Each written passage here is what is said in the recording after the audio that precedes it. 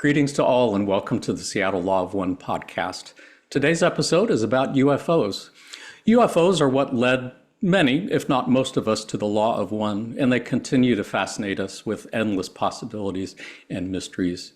In the last few years, we have seen, made public, intriguing photos of UFOs released by the U.S. military, as well as congressional hearings in which high-ranking former U.S. military officials have testified under oath to the existence of multi-decade Pentagon programs aimed specifically at collecting and reverse engineering UFO technology.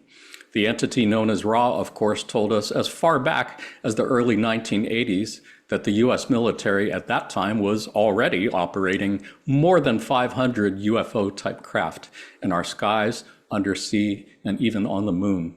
If and when our government discloses what it knows about UFOs, how can we talk about it in a way that centers more on enduring spiritual principles instead of transient fear-based concerns? Let's find out. My name is Jonathan Tong. I'm facilitator for the Seattle Law of One study group. We can be found in the list of study groups at the L&L research page shown on your screen. We do also have a Facebook group, and we meet twice a week on Zoom. Tuesdays from 3 to 5 p.m. Pacific time, Saturdays from 8 to 10 a.m. Pacific time. You don't have to live in Seattle or anywhere near Seattle to join our Facebook group or our Zoom sessions. Anyone who's interested and available is welcome to join.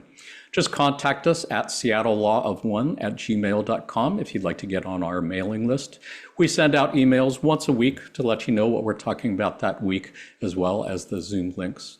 We do also have a YouTube channel where we keep recordings of previous podcast episodes, as well as recordings of Q&A sessions with Jim McCarty, Austin Bridges, Gary Bean, and Tricia Bean from the L&L Research Channeling team. Just go to our YouTube channel and hit the subscribe button if you would like to get notifications when we upload new videos, and contact us at seattlelawofone@gmail.com if you would like to sit in on any of our Q&A sessions. As mentioned, today's episode is about UFOs. Let's go ahead and meet our panelists. Panelists, go ahead, let our viewers know who you are and where you're calling from, starting with Austin. Hi, I'm Austin Bridges calling in from Louisville, Kentucky. It's an honor and a privilege to be here. Thank you so much for inviting me again, Jonathan. It's an honor and a privilege to hang out with you and have a different kind of conversation this time. Looking forward to it. And Morris? I'm Morris Hoagland, calling in from Lafayette, Louisiana, and my exposure to UFO phenomena goes back over 60 years when I first met Don and Carla. Beautiful.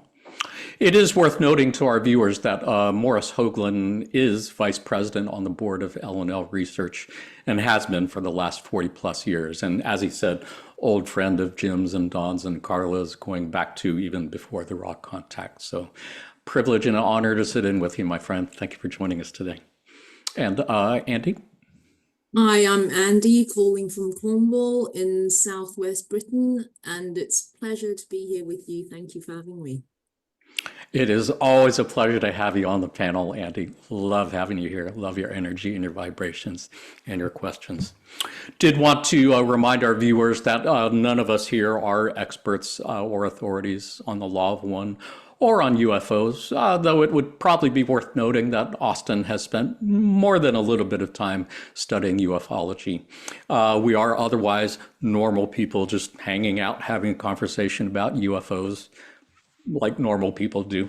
Anything we say could be wrong, and you're welcome to disagree with anything that any of us say. If you are already familiar with the Law of One and the entity known as Quo, you might want to skip ahead to the chapter called Friend or Foe. Otherwise, for those who are new to the Law of One, you can think of the Law of One as a set of spiritual teachings based on the understanding that all is one and that one thing is love. Pretty much everything else in the Law of One could be considered some variation of that statement. It is also worth noting that all of the reading passages we look at today came to us through the process of channeling.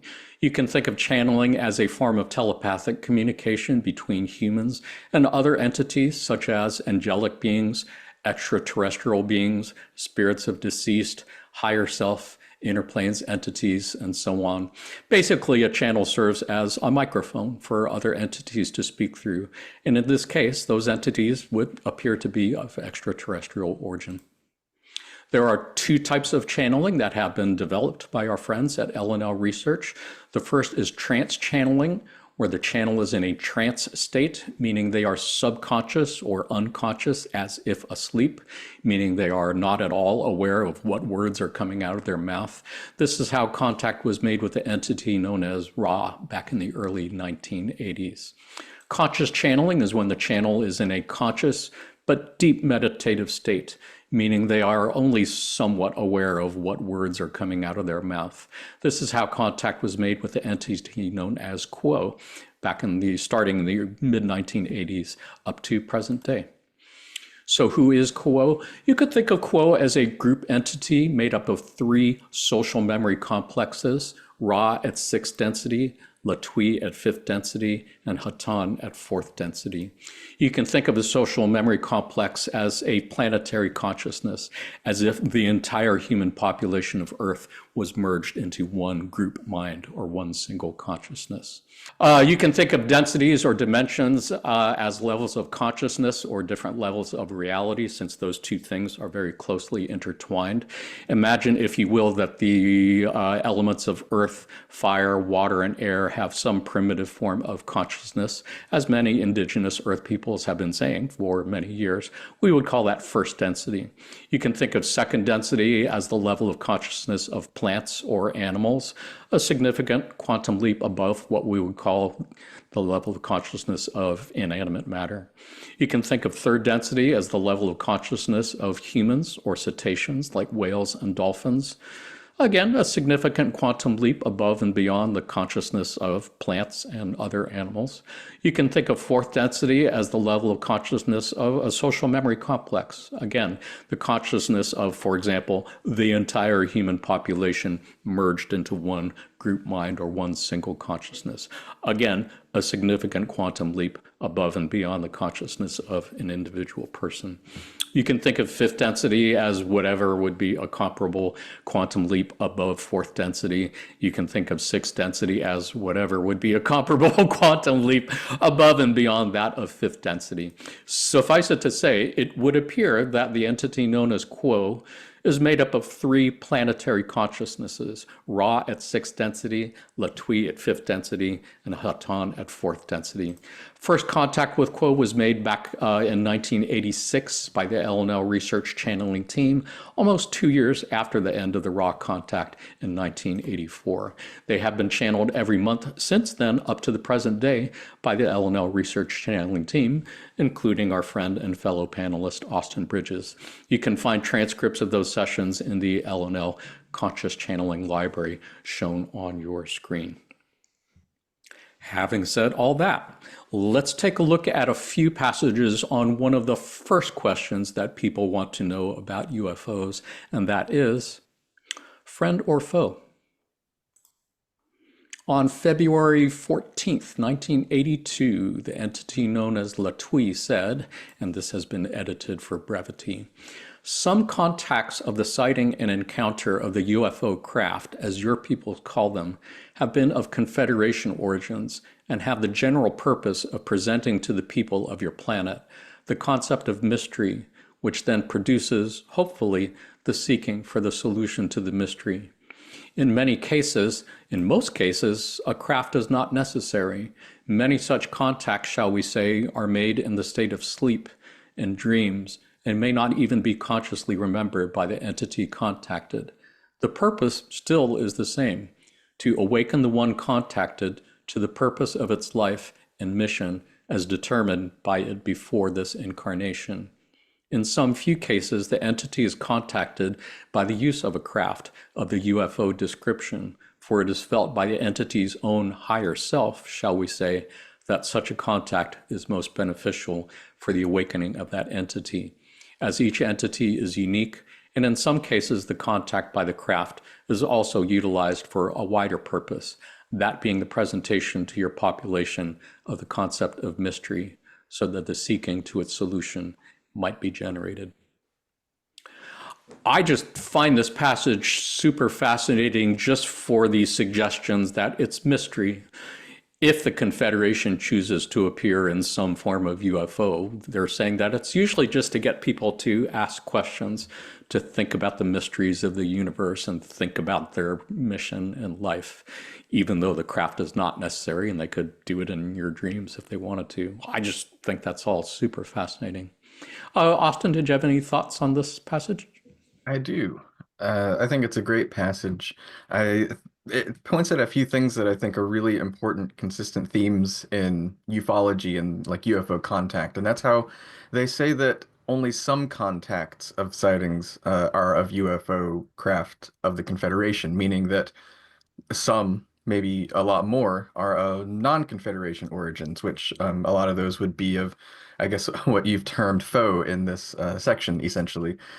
And the Confederation, it seems like their preferred method of contact isn't with craft, and it isn't with, appearing in a very obvious way. I think it's really interesting that Latouille says here that most of the contacts the Confederation does is in sleep and dreams, and most people don't even remember the contacts. So it's an interesting idea that we as a planetary population are having constant contact with the Confederation, but most people don't even remember it, even though people are seeing UFOs, and those UFOs may be Confederation origin or they might not be. But I think that's really important, and like a really important aspect of that is that they appear for a purpose. Whenever a UFO is seen, it's not accidental. It's not happenstance. There's not a mistake happening on behalf of the UFO, probably for the most part. They act intentionally and they want to instill a certain effect. And in a positive scenario, it is mystery. And I think that's a really important point, too.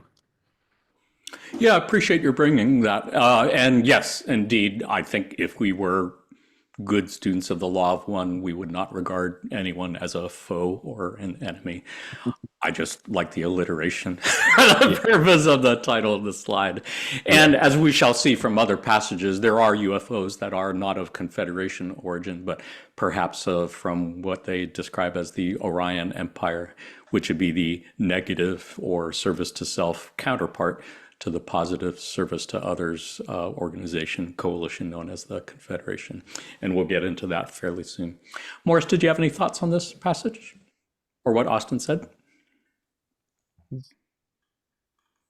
Morris is muted. All right. Let's see, Morris, your mic is muted. I have one thought that's not widely known outside the core L&L community. It has to do with your second paragraph, communicating in dreams.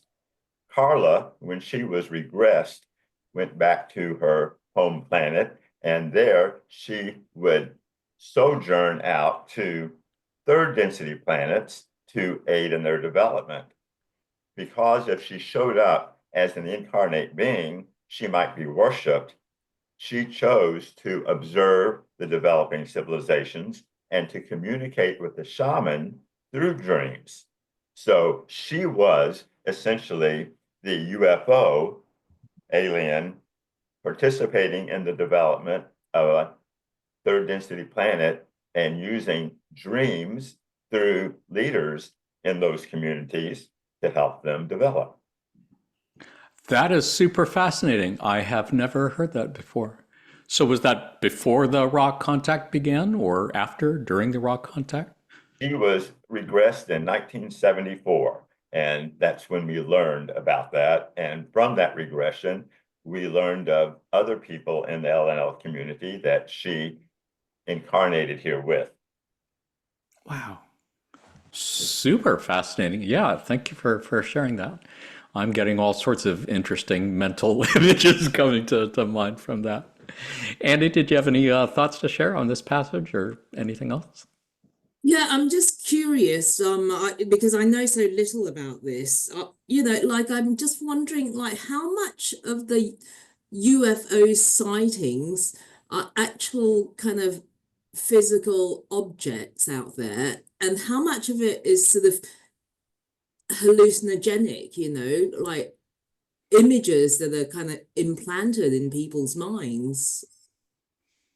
Yeah. I wonder what people think. Yeah. I don't think we got that far yet, but yeah, I think we'll be looking at passages where they say the Confederation does not usually use actual physical craft. They use thought forms, which I'm not even sure how to interpret that exactly, but it is something other than a physical craft. Austin, Morris, any thoughts on that? It's a great question, as always. Yeah, I'll save most of my extra thoughts for when we get there, but just a small note that that's actually that question itself is a big part of modern ufology outside of the Law of One context. There's a big focus on this idea that maybe the mental realm and the physical realm aren't so separate, and so you might be able to consider it a hallucination, but it still has some physical beingness. And that's sort of where a lot of the modern ufologists are headed towards, I think. Fascinating. Yeah, I know the science of consciousness appears to be a big thing these days, more so than it was, I don't know, 20, 30, 40 years ago. Morris, any thoughts on Nothing to add to Austin's good comments there. Sounds good. Well, I do have several more passages to look at just on this subject. Panelists, did you have any thoughts, anything you wanted to share on this passage before I change the slide? Let's take a look at this. This was from March 27th, 1988, and Quo at that point said, "The large-scale sightings of these craft, which have come to be called the UFO, is a phenomenon which is most frequently utilized by those entities which wish to enter the emotion of fear and the quality of manipulation into the experience of those earth entities which have the physical sighting in great numbers. The great numbers and continued presence of such mysterious craft tend in general to the great majority of your population to suggest forces beyond the control of your Earth population, and therefore are seen consciously and unconsciously as a kind of threat. This then acts as a force which can be used to divide portions of the population from themselves." And yeah, I also find that intriguing, that the reason for appearances of UFOs that we might say are not from Confederation, not from what we would call friendly sources who are here to help us, are here just to inspire that feeling of fear, that feeling of, wow, this is obviously a race of entities who are superior to us. So what can we do about it? And inspires that fear reaction. That seems to be such a crucial part of the service to self path. Morris, any thoughts on anything here? Well, they've certainly been affected. Take a look at the fact that the United States established a space force in recent years to protect us from folks that obviously have much greater technology than we do. So what's that about? It's just fear driving pointless decisions. For sure. Yeah, and it seems anytime we get any sort of public release of information on this from the government, it's always in some sort of fear-based scenario in terms of national defense and world defense from a hostile attack. There's certainly never any suggestion that these could actually be positive entities who are here to help us. Something I'm sure we'll be talking about more as we go on. Andy? I would take one exception in popular exposure would be the Star Trek series, where first contact with the Vulcans was in fact to aid the human race after they had established technology for warp drive. So that's a case of a positive first contact. That is a great example too. This would probably be a good time for you to share that little story of Don's meeting of Gene Roddenberry. For our viewers who did not realize that Gene Roddenberry had actually had contact with Don Elkins and who might have actually influenced the Star Trek original series. Would you mind sharing a little bit of that story, Morris? Well, I will. Don wanted to get this information out to the public in a broader way because he thought it was so important for the development of our Earth culture to recognize that the UFOs were out there and they were actually there to help us. So he had already been in communication through the channeling that had started in Detroit in the mid-70s. He wanted to make a movie about it to sort of get the word out there. As he was dealing with the logistics of creating a movie, he contacted Gene Roddenberry because he had learned that he was a movie producer as well as someone that was interested in this topic. And he met with Gene on more than one occasion, describing essentially the confederation of planets that they had been in contact with telepathically. So Gene learned about what was taking place with what eventually became LNL and learned about the structure of sorts of this confederation of planets in service of the infinite creator.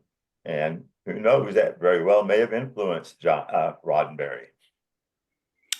Yeah, and super fascinating in light of the whole thing in Star Trek between the Confederation or the Federation, United Federation of Planets and the Klingon Empire, as compared to the Federation of Confederation of Planets in service to the Infinite Creator and the Orion Empire.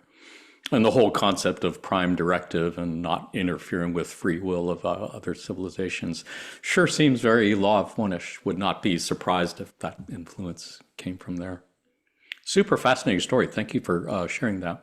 Andy, anything to add on this passage?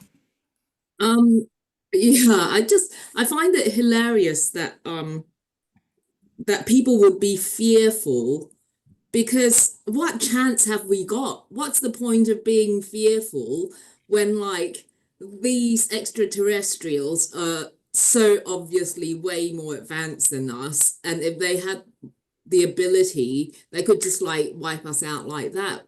What's the point, you know? And also, I guess I feel a bit more hopeful. I guess if people do see them as an enemy, hopefully unite the human population, you know, in terms of like having a common enemy.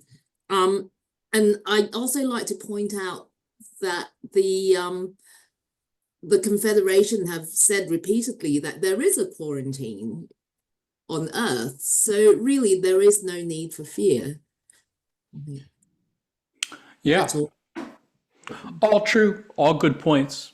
I think I would only add that there is something to be said for being able to defeat an enemy from the inside as opposed to from the outside, or to attack a country or a planet without them even being aware that they're being attacked or invaded, which I would say is certainly a possibility in this case. Austin, anything to add? Any thoughts? Yeah, I think about this stuff a whole lot, so I have tons of thoughts. So I'll try to keep it short. But I think Andy made a really good point that the fear is kind of illogical, because if you think about it, if they wanted to destroy us, if there was something to be scared of, we would be destroyed and dead already. So there's something else going on here, no matter what you believe. It's something weirder than them wanting to destroy us. So I think that's a really good point. But one thing I really wanted to bring up is that, as you pointed out at the beginning of this portion, Jonathan, a lot of what we hear from the military and from government insiders, etc., is related to fear-based invasion, national security. That's kind of how it operates, and that's the strong focus. But there has been a development, a shift in that in the modern disclosure narrative. And so I'll just give a little snapshot into what happened most recently. Is there was another significant whistleblower, at least in my opinion, significant. His name was Jake Barber. He was covered by the same journalist who covered David Grush a couple years ago, testified in front of Congress. And in Jake Barber's story, he claims to have been on a crew that would recover craft for reverse engineering, like you were mentioning. And he tells a story in his interview of recovering a craft and then having this experience of the divine feminine and divine love. As he's flying his helicopter with a craft attached to it, he connects with this craft and his experience. He connects with this craft and he is overwhelmed by an emotion of love. And that kind of changes his entire relationship to the UFO and what he's doing and the purpose of what he's doing. And so That happened, that interview, I can't remember specifically, but it was just a few months ago. It's a relatively new thing, and it's the first time in like the broader disclosure conversation that this has really been talked about. Not only this really direct experience related to consciousness instead of just looking at it as a nuts and bolts craft, but like positive consciousness and a positive intention behind the craft. And so there is a shift happening, and it will probably take time. Like you said, I think the focus is going to be on the sphere for a long time, but things are changing. Super fascinating. Did not know about that. Yeah. Is that Jake Barber, Barber? Yes, Jake Barber, and if anybody's interested in hearing the interview, the full, it's like 2.5 hour long interview with a journalist Ross Coulthart on News Nation. It's available on YouTube, and you can hear his whole story. And like more than half of it is about consciousness and this divine love experience that he had. It's really fascinating. That sounds beautiful. Yeah, maybe we'll put a link to that in the comment section for the for this video when we upload it. Yeah, thanks so much for sharing that. That seems like good news. Yeah. Just a quick, sorry, yeah. No, go ahead. caveat. I want to caveat any like public official related to the government sharing information. I'm not endorsing them. I'm not endorsing Jake Barber's story. I don't know Jake Barber, but I think it's interesting to pay attention to what they're talking about. Well said. Good point. And if it came from the U.S. military, I would just automatically be skeptical of it for any number of reasons. But it's still a story worth looking into, and I appreciate your bringing that to our attention. Did anybody have anything else they wanted to share on this passage before we look at something else? Sounds good. I did want to note for our viewers that yeah, in many ways, you could say that one of the central lessons to be learned in third density is specifically how to choose love over fear. That subject comes up in so many different channeling sessions in so many different contexts, not just UFOs. But it's a big enough thing that we had a podcast episode on that. It was episode 18, just looking at this from different angles, and great episode I would recommend.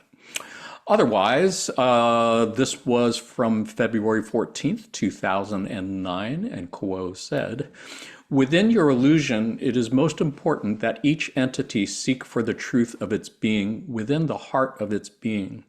To have information which reveals the truth of the being given from, shall we say, outside of the being's own seeking, is what we of the Confederation of Planets in the service of the infinite Creator determine as an infringement of free will.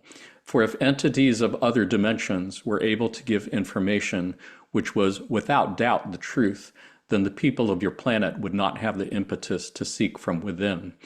If, for example, what you call the UFOs were to land, speak openly to your peoples so that all could see the great feats and miracles possible in performance by such entities, then undue weight would be given to their words, and inner seeking upon the part of each of your peoples would suffer." And I'm sorry, that came from Latwii on November 21st, 1982. The second passage came from Quo on February 14th, 2009. "We of the Confederation have only appeared in your skies as thought forms. That is to say, there is no physicality to the seemingly very real phenomena reported as UFOs. Certainly those of the loyal opposition, those engaged in service to self-communication with those who wish that communication upon your planet, have no qualms about appearing in the skies in perfectly physical form. But we have long since discovered that it is an infringement upon free will to move into your physical existence." Yeah, I really appreciate what's shared there, because I think, as we suggested earlier in the episode, that, yeah, if UFOs were to just land and they were to come out and start talking to us, I think we would just automatically assume they were superior, automatically assume whatever answers they gave us were better than any answers we could come up for ourselves. And I do respect that about our friends in the Confederation, that they really don't want to be worshipped as gods. They really don't want to be seen as superiors. They just want to be seen as fellow seekers who are maybe a few steps ahead of us in the same journey, but they really want us to figure stuff out for ourselves. And I really appreciate that. Andy, any thoughts on anything here? Um, no, not really. I love the bit about the free will and how allowing people to discover things, for ourselves, because it's like there's so much more joy out of it. As a teacher, you've probably seen when a student figures something out for themselves. And Yeah, I that think never happened in my class. oh, I'm just kidding. Teacher joke. yeah. And I think I love that because it's all about control versus allowing free will, to take place. And that I think I can see how the service to self entities would just prefer to have answers given to them, and perhaps I personally need to withhold that judgment, because it is a service as well for those who wish for their lives to be carried out that way. That's all. Yes, indeed. And it is really helpful, I think, to look at this through a law of one perspective of service to self and service to others. And yes, I mean, the key to service to self path is control and manipulation of others for your own personal benefit and power. So all that stuff that you said would make perfect sense. And yes, it is key to the service to others path of respecting the free will of others and not violating that. So in terms of how UFOs fit into that scheme, that all makes perfect sense, to me at least. Austin, anything to add? Yeah, I also really appreciate that point that Andy brought up, the free will aspect. You know, you're mentioning the Prime Directive from Star Trek. That's basically the Prime Directive. There's a more spiritual angle to it in what Latwii and Kua were talking about, but it is, not imposing upon an uncontacted population so that they can reach a certain level of development before you unduly influence them. So I think that's really interesting.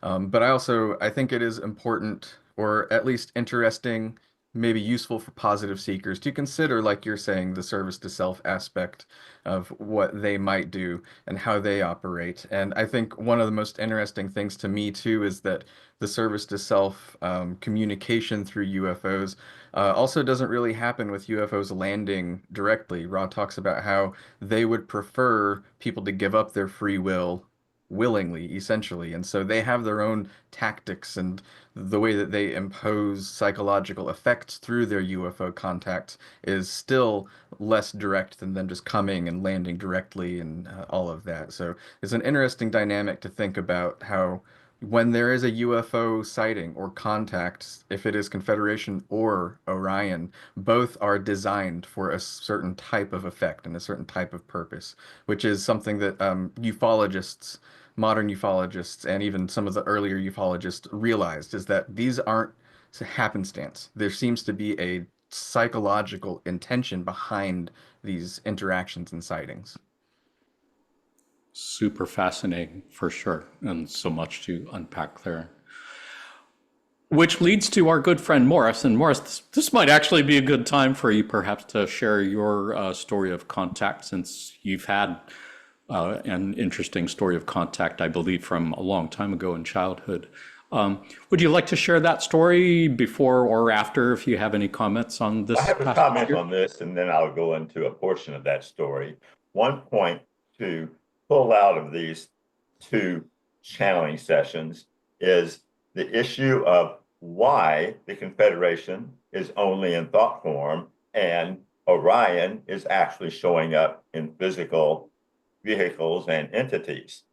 This has to do with an apparent governing body of sorts within the solar system called the Council of Saturn that has created something we're told is somewhat like a quarantine on the planet to discourage visitation by entities that may adversely impact the development of the planet. The Confederation chooses to honor that quarantine. They are given permission to show up as thought form to create the positive effect that they're driving for, which was discussed. However, the Orion Empire has chosen to not honor that quarantine as well. It perhaps creates some difficulties for them, but they break quarantine and try to create fear, which serves their purposes. So this gets back to, we have the two different approaches to contact with the planet. We have a governing body of sorts, the Council of Saturn, and their influence is like the courts, perhaps people that are honest obey the laws. Sometimes people that aren't so honest disregard or flout the laws. So I thought that was an interesting point that came up in these readings. For sure. Yeah, appreciate that. Would you mind sharing with our viewers the story of your own contact? I know it's a long story and probably too long to share like in full length here, but I'm sure our viewers would be very interested in a, shall we say, abridged version of the story. Well, I'll give an abridged version, and even that's a little bit long. I was with 3 other guys out in a cleared field behind my home one morning in early summer, and while we were out there, And you were how old at the time? I was 8 at the time, so young enough to not be considered reliable by adults, but certainly old enough to remember very clearly what was taking place. So there's 4 of us here. We're in a field on I guess it was a summer morning because we were out of school. And while we're there, one of the guys looks up and there is a large spaceship in the sky. We're calling it a spaceship because it's just sitting there hovering. It's long cigar-shaped vehicle. It's sitting there and there's smaller little ships flying around it. Now, this brings up an interesting point, which you're going to hear a little bit more about. 3 of us were able to see that clearly because it was right above us. I was not able to see it. They're pointing out this vehicle is there, it's big, and there's other vehicles flying around it, and I don't see it. After a little while, minute or two, one of them says, one of the smaller ships is coming right toward us. I look up, there's nothing in the sky, and then suddenly appears a disc-shaped flying saucer above us. How close was it? Well, to me, since it was quite small, I assumed it was still pretty high. We learned later that it was quite small and probably was only a couple 100 feet above us. It's sitting there for a few moments, moves to the south, and then drops. I'm assuming it's a much bigger ship and has probably moved a mile away. It was probably a lot higher. It's moved a mile away and settled down. And in the story, other than we're talking about the amazing things they saw, but I didn't see until it was this small ship showing up. So we're there talking about that for about 10 minutes, and an entity shows up at the fence line, which is at this point maybe 50 meters away. A spaceman, one of them yells out, down by the fence. We all get up. The other 3 guys are freaked out. I don't see anything. Again, this really hurt the credibility of our story later, but there's nothing there. I want to get closer to see it. They're freaked out. So I'm kind of walking ahead. They're kind of behind, yelling, we're not going to hurt you. What do? You're kids. You're approaching this guy. We got to about 25 or 30 meters away.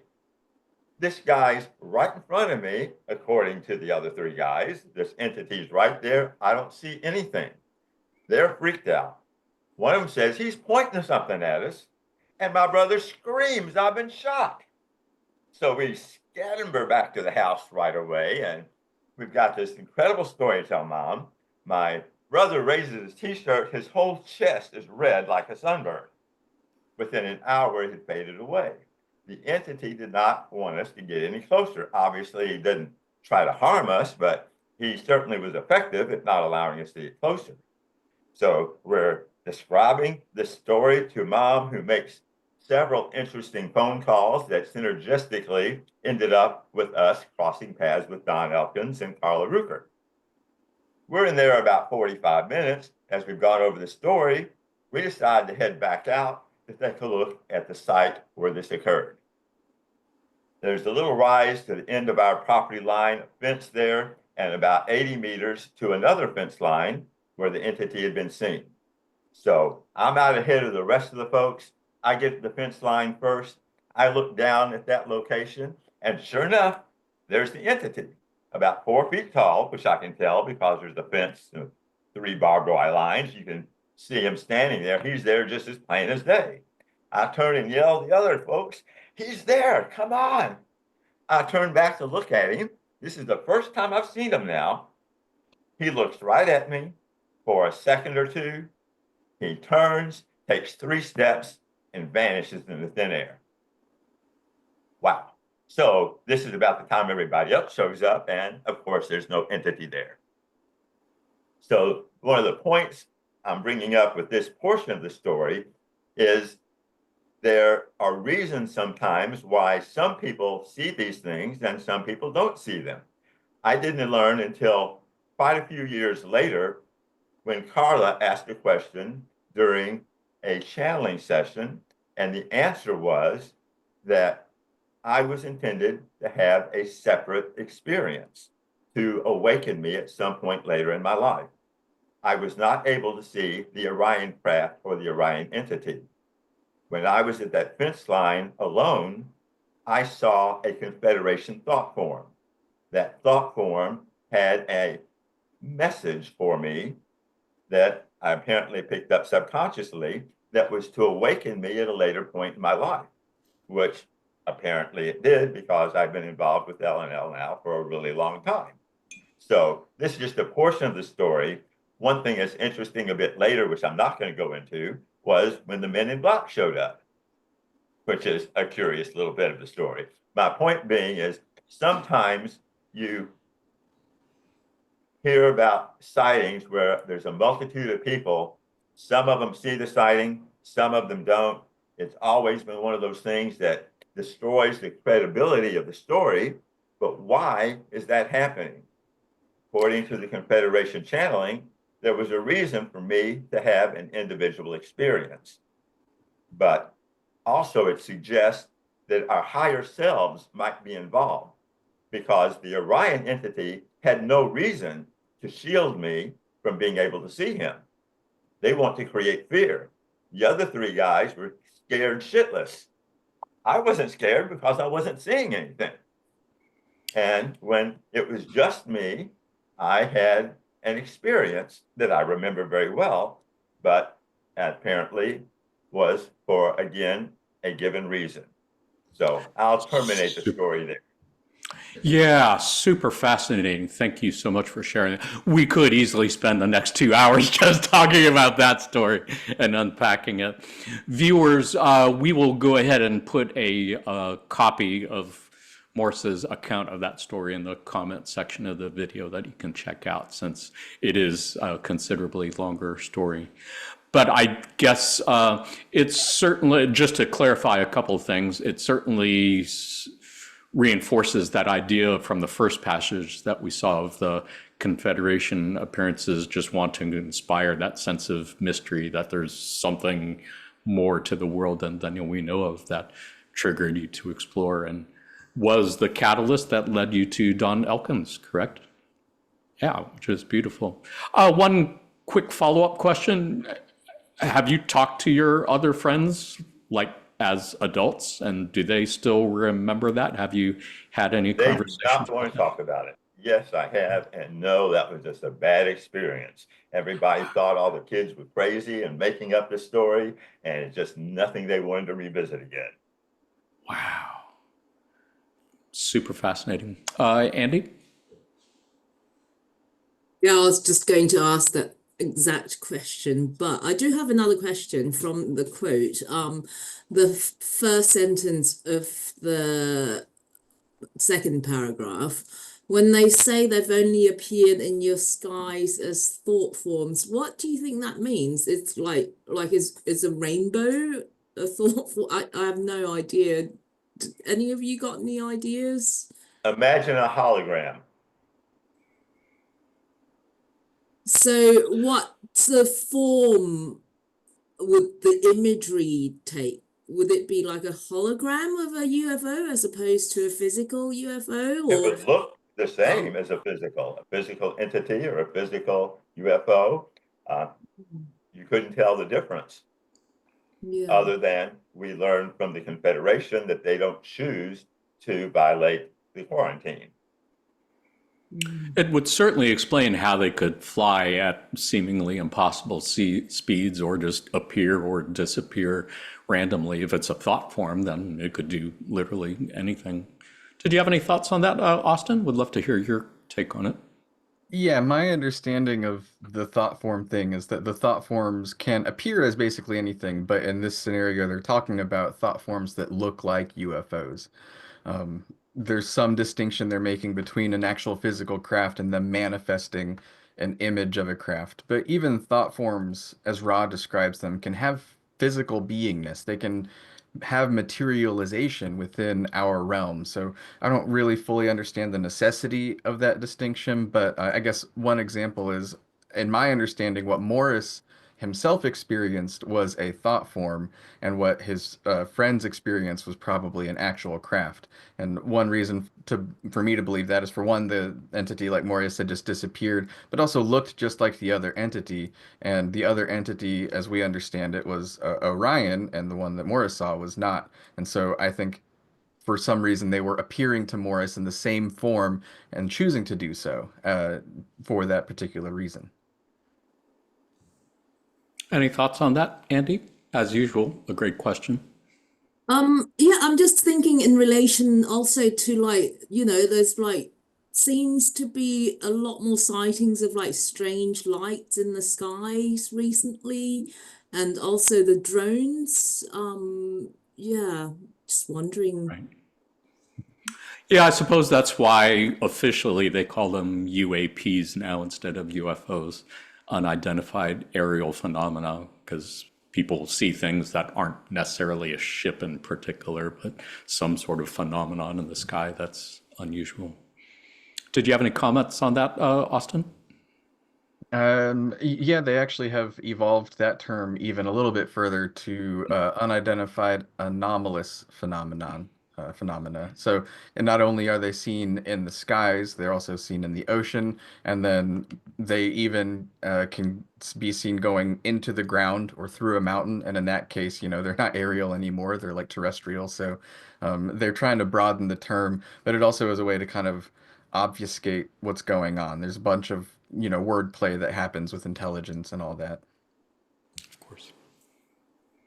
Yeah, I suppose the thought that comes to my mind is, I mean, really, if you think about it, anything you perceive in the world around you really comes down to something in your mind. Everything you see, everything you hear, everything you smell.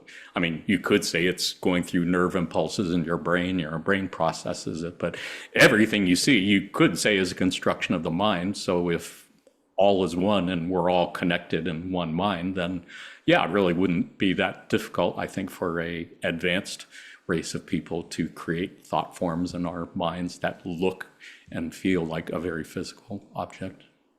Super fascinating to me. If you ever saw Beneath the Planet of the Apes, I don't know if you guys are old enough to see the Planet of the Apes movies from the 1970s, but I believe the sequel to the original one, Beneath the Planet of the Apes, had a race of people that were able to create thought forms that like freaked out people who didn't realize that they were seeing thought forms, basically. It's a great pop culture reference. Any other comments on this passage before we move on? I've got like, just if I could, just really quick reflections on Morris's story, just because I think it's really Yeah, interesting. please. And what I find interesting are the correlations to like a lot of UFO stories. Like one thing that is consistent is UFOs and UFO contacts often happen to children. That's like one of the main populations, is it's very frequently children. If anybody's interested in like the most famous one, there's a contact at the aerial school in Zimbabwe, where a like entire classroom of children saw a craft and a being. That's really fascinating. The different people having different experiences of one craft, like Morris did, that's really common. One person will see one thing, one person will see a different thing or not see it at all. So like Morris was saying, that's a big thing. The red mark that his friend had, like there's burns and stuff like that, those are really common. The being short, like 4 feet tall, and just lots of things like that. There's all these stories have such consistency in those terms that it's really interesting that Morris's really fits nicely with so many other stories just like it. I did not know that. Yeah. This might be a good time to comment a little bit about Dr. Stephen Greer and CE5 protocols and how there seem to be quite a few sightings from adults, sometimes individuals, sometimes in groups. I followed them for a little while and then I kind of stopped when I discovered the Law of One a few years ago. Any comments, reflections to share on that, Austin? No comments on Stephen Greer himself. He's a controversial figure with a lot to say and a lot of information to share.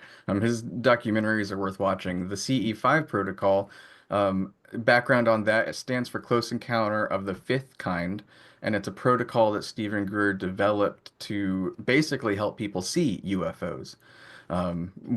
Essentially getting together out in an open space, normally like at night in nature around a campfire or something, and do a particular type of meditation that will then supposedly summon, not like, I don't know how often an actual craft appears, but definitely orbs and lights that are unusual. People very, very frequently see them during these meditations. And so he's got an app that people use to try it. I don't know if I would personally recommend trying it because I don't know the implications. Like, I can't remember if it's one that we've already looked at or a future one of a passage, but typically, as Kuo has indicated, UFO contacts like that happen to people naturally when they're supposed to happen for the development of the individual. And actually, it is in a later quote, I think, you have somebody asks, "How can I see a UFO?" So we can talk about it then. Sure. Yeah, for sure. We do have that coming up before too long.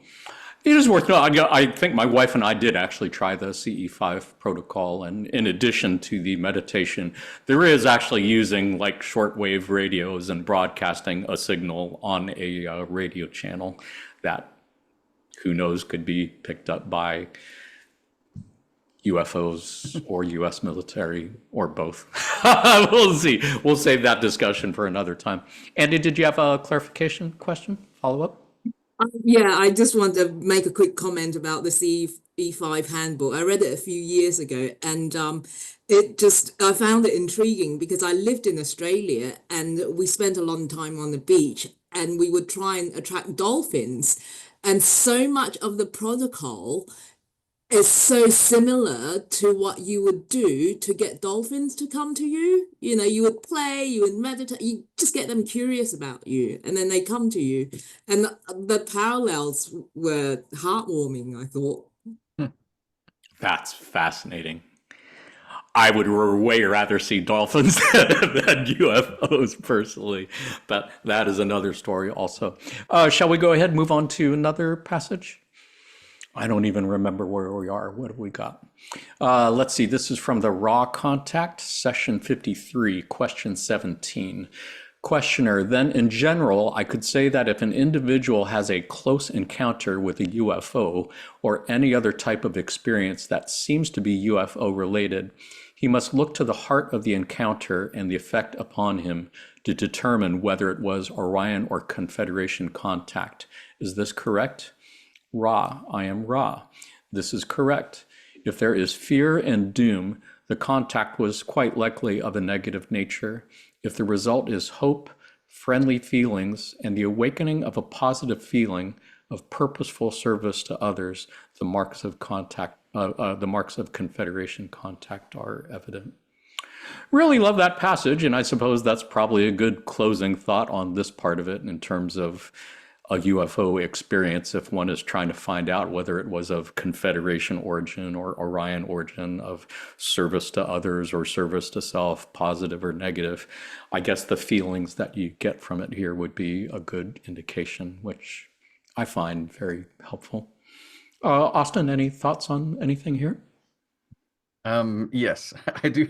I have a lot of thoughts about this too, and I'll try to keep them short. I appreciate it. No, I'm sure our viewers are super interested. Feel free. Yeah, this is something that I've grappled with a bit in looking at UFO contacts and experiences outside of the context of the Law of One, and with people who aren't familiar with the Law of One. For instance, the work of John Mack. He was a Harvard psychiatrist. He's actually head of the Harvard Psychiatry Department, famous for essentially taking abductees seriously, people who had experiences of UFO abduction. Instead of diagnosing them with delusion or hallucinations or mental illness, he treated them for trauma, and part of that was helping them process their trauma by living through the memories, recovering the memories, and stuff like that. And he very quickly determined that something real was happening to these individuals. There was an actual thing going on with these alien abductions. He wouldn't say it was exactly like it appeared, but it was not hallucination or delusion. It was something real happening. But a lot of the contacts and descriptions of those contacts from the experiencers, they don't fit into either of these neat boxes that Ra is describing here. Like one thing I could say is that if there is fear and doom, a lot of people who have these abduction experiences, they are shown images of the world being destroyed in different ways, catastrophic experiences, tidal waves, nuclear war, stuff like that. But then given information about needing to steward and tend to the world in a positive way. So it's sort of like showing them this could be what happens to your planet if you as a people don't evolve and start taking things more seriously. Another really interesting thing is that they would have very negative experiences, but then as they worked with John Mack, and started recalling more and more memories and healing from that trauma, they would begin to start recalling more positive experiences with the same beings that they had negative experiences with, which is a really interesting dynamic that doesn't quite fit this for me. And so a final thought on this is I actually just about a week ago went to Rice University to a thing that they have called the Archives of the Impossible, which is a collection of archives of people who study things that are supposed to be impossible, like UFOs. They have all of John Mack's work. They have all the work, all the letters that, if anybody's familiar with Whitley Strieber, he's a famous abductee. He collected tens of thousands of letters from people who had abduction experiences. They collect all of that along with UFO research and like paranormal research. And I went to a conference there, and the focus of this conference was heavily on experiencers, people who had UFO experiences.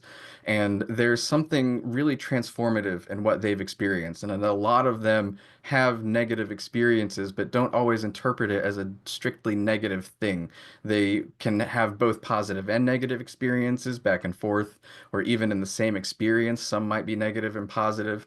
And ultimately, I think that those people, that population, would reject trying to place it in a neat box one way or the other, because they're not familiar with the Law of One or this very sort of service to others, service to self, which, I think is really valid, but their experiences are more confusing than that. So it's Super interesting. yeah, really interesting thing. And I think for where I am now is I don't really want to interpret other people's experiences by putting them in a box and the Law of One. I think you can. I see there were people actually there who I know were familiar with the Law of One and presented ideas that helped them fit in with the Law of One like this. But it is just a confusing and fascinating thing to look into. Super fascinating for sure. And that is all news to me, so appreciate your sharing that. Have you ever seen those Saturday Night Live skits about alien abductions? Kate McKinnon and Cecily Strong and Ryan Gosling. Were there any descriptions like that in those accounts? I mean, yeah, like there's a lot. There's, for anybody familiar with those skits, there's like really bad experiences, and then one person's like, I saw God, I saw a light that was so beautiful, I can't even describe it. The other person is like, I got probed. So Yeah. yeah, there is that kind of dynamic, and even one Yeah. person can have both of those experiences. Yeah. Yeah, at the same time. My word. Boris, anything to add? Well, I have an example of a neutral experience. It was outside of Pascagoula, Mississippi. Charlie Hickson and his co-worker were picked up one night, had a close encounter with a UFO. We learned that that UFO was neither Orion or Confederation.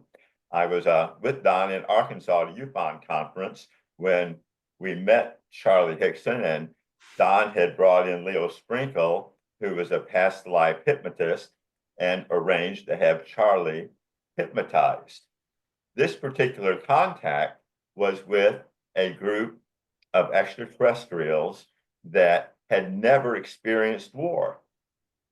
And they were contacting Charlie Hickson, who had been a sergeant during the Korean War, engaged in some pretty intense combat, and probed his mind and memories to take back to their planet to share with their people to learn about warfare, since they had developed without any concept of conflict.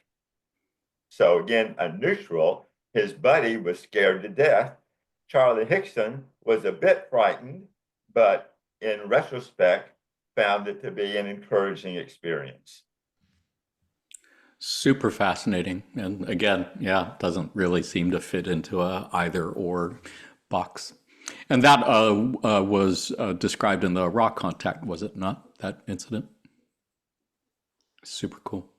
Andy, anything to add? Any thoughts? Yeah, I just had a question as usual, and both of you have answered it. And my question was, like assuming like it's all pre-programmed, then the people with negative experiences have an arrangement with the service to self entities to have the experience. But if that's the case, like, didn't Ra also say that the service to self negative entities don't want to incarnate here under the veil because the risk of losing polarity is too great? But then actually, Austin, you answered that question perfectly, because what's, who's to say what's positive or negative, really? Yeah, good question and good answer, I think. Yeah, appreciate that. I'll comment on that just a moment. Yeah. We are co-creators of our experience, according to the Confederation. We need to make the choice in third density. So we invite to ourselves opportunities for fear or love, and have that growing experience to help us make the choice to get off that fence and out of the sinkhole of indifference and choose one way or the other. Well said. Good point. Anybody else have any thoughts, reflections on this passage before we change the subject? Sounds good. Well, so far we have been focusing on UFOs of extraterrestrial origin. Let's take a look now at a few passages on US UFOs. In session 8 of the Raw Contact, Raw said, "Your peoples have, at this time space present, the technological achievement, if you would call it that, of being able to create and fly the shape and type of craft known to you as unidentified flying objects. Unfortunately for the social memory complex vibratory rate of your peoples, these devices are not intended for the service of mankind, but for potential destructive use.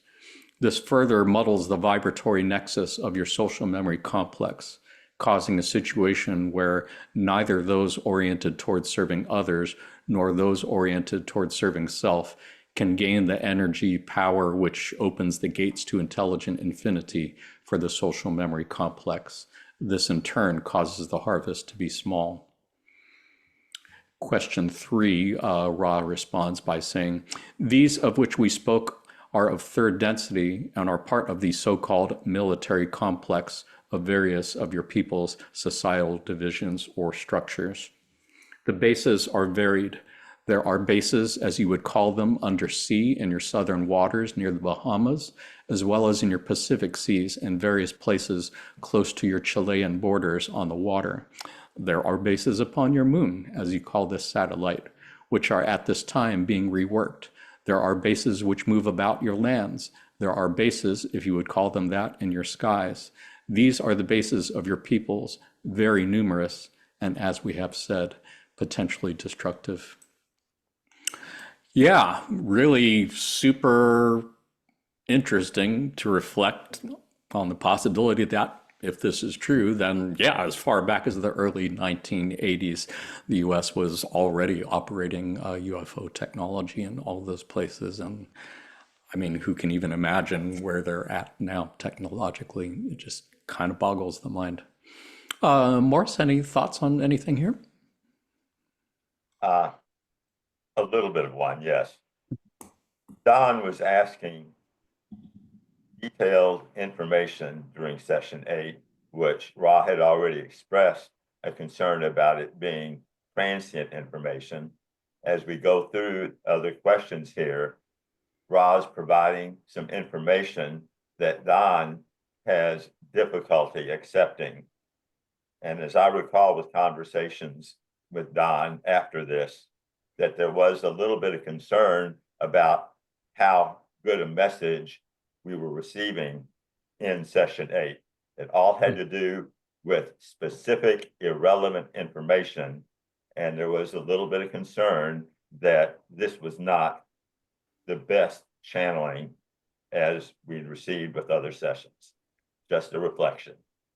Oh, interesting. I have not heard that. Appreciate your sharing that. You mean you're saying the accuracy of these statements, the factual accuracy might be more questionable perhaps than in other sessions?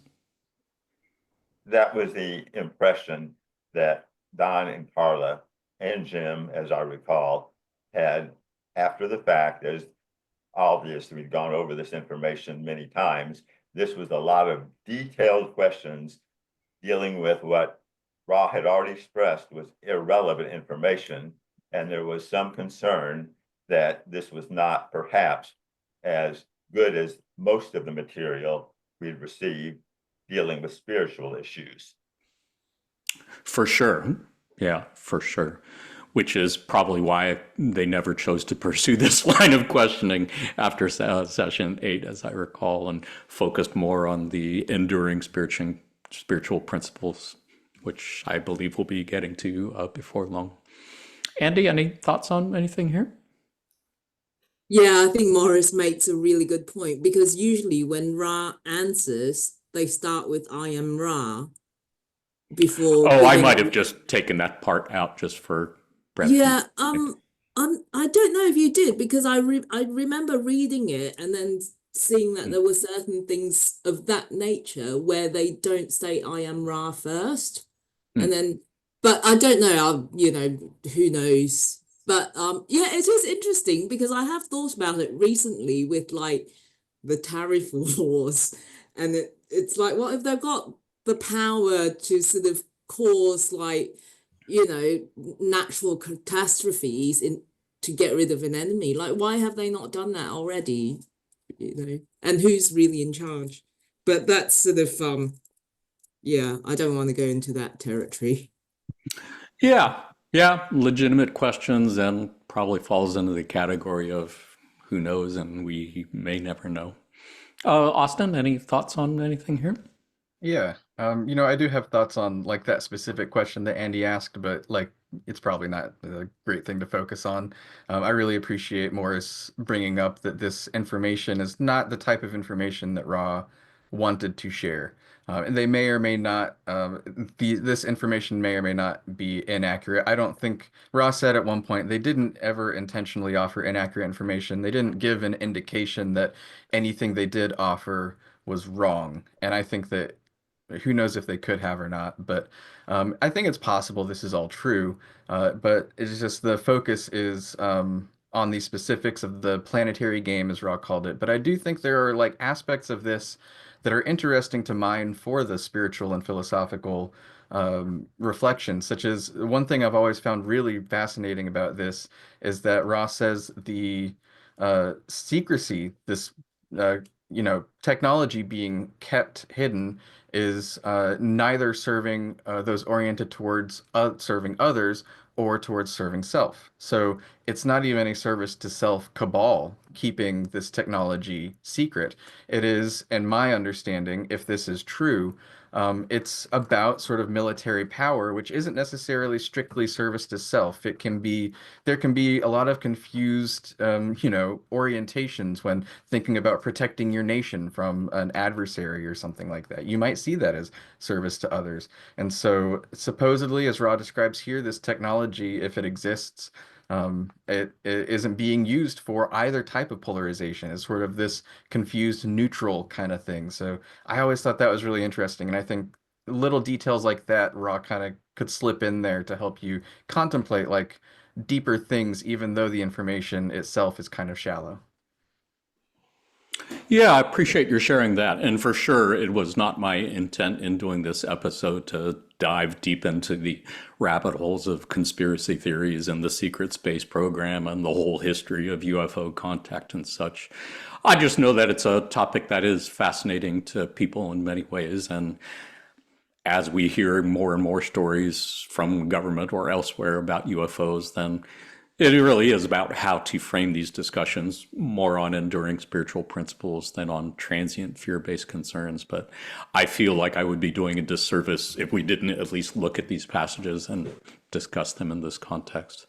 And as long as we are talking about technology, it is worth noting that, yeah, I do remember reading in 2021 reports that apparently the U.S. Navy has indeed patented technology that seems to involve using craft called hybrid aerospace underwater craft that do seem to be able to maneuver in air, water, outer space, much like UFO craft we have heard about.